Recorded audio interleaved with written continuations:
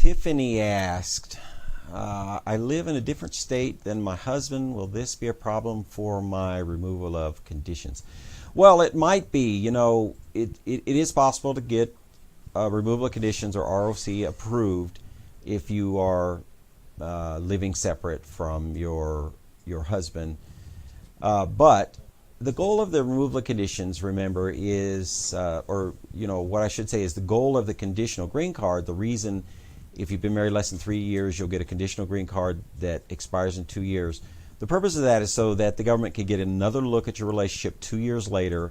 And what they're looking for, of course, is fraud. They want to know that this was a legitimate relationship. It wasn't just a marriage that was done just to get somebody a green card. So, obviously, the best case scenario is you're together, you've been together, you've commingled some of your financial life, especially bank accounts and so on, and you want to make the case that yes, this is, and remains a valid relationship. If you're living separate from your spouse, that's not a disqualifying event, but it just makes it a little harder. You got a bigger hill to climb there to prove.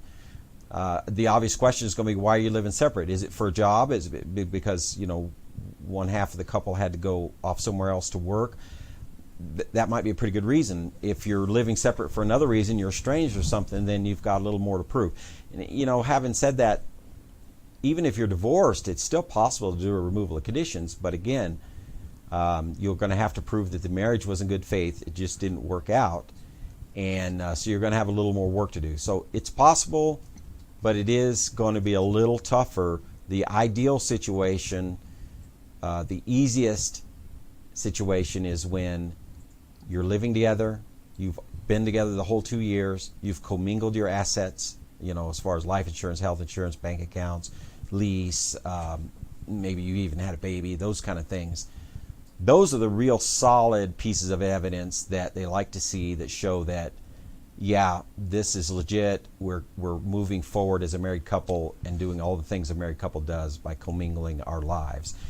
Anything that varies from that very kind of traditional standard expectation is going to make it a little tougher for you. Not impossible, but it's a little tougher. So you're going to need to compensate even more with your other evidence. If you're weak in one area, you're going to have to really step up your game in another area. So yes, it's possible, but you are going to have to answer for why you're not living together.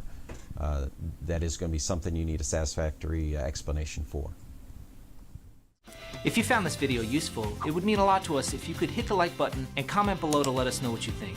You can also ask your own immigration questions in the comments below. If you want to make sure not to miss any of our future videos, we invite you to subscribe here on YouTube and be sure to click the notification icon so you can be alerted whenever we publish a new video. Also, don't forget to follow us on Facebook where you can watch our regular immigration Q&A live streams.